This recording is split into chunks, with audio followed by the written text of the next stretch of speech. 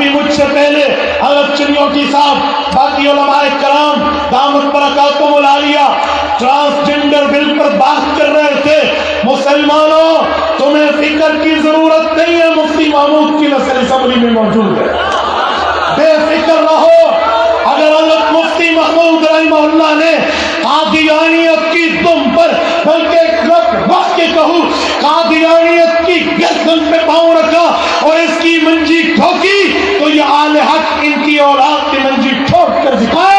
ملت اسلامیہ مولانا فضل الرحمان جمعیت علماء اسلام ٹرانسجنڈر بل آپ نے پیش کر دیا.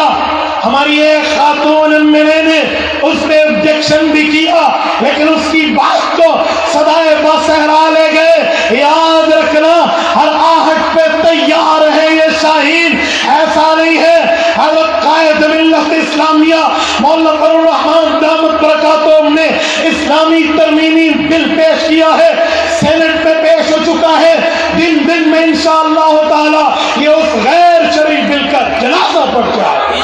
مستقبل کا حکمران, مستقبل کا حکمران.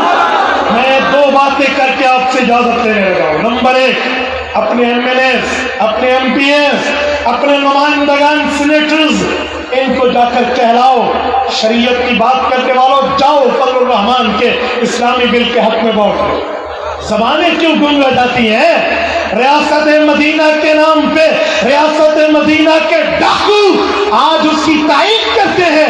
یاد رکھنا ہم نے 1400 سال پہلے بھی ان ڈاکوؤں کو پاؤں کی ٹھوکر سے اڑایا ہے, تم کیا. اور دوسری بات سنو, میں نے آج صبح کنونشن سینٹر اسلام آباد میں رحمت کائنات فاؤنڈیشن کے تحت پروگرام میں پورے مجمع عام سے ہاتھ کھڑا کر کے ایک قرارداد منظور کروائی ہے.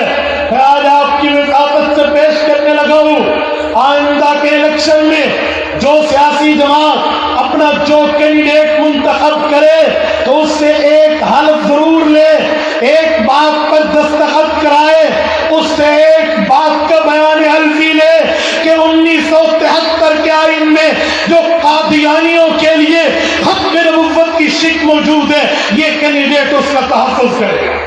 آپ تائید کرتے ہیں آپ بیٹھے تمام سیاسی جماعتیں اپنے نمائندے سے حلف لیں, بتائیے لینا چاہیے؟ اگر یہی بات ہے تو میں اس بات پہ آپ سے اجازت لوں گا. اقول قولی ھذا واستغفر اللہ وآخر دعوانا ان الحمد للہ.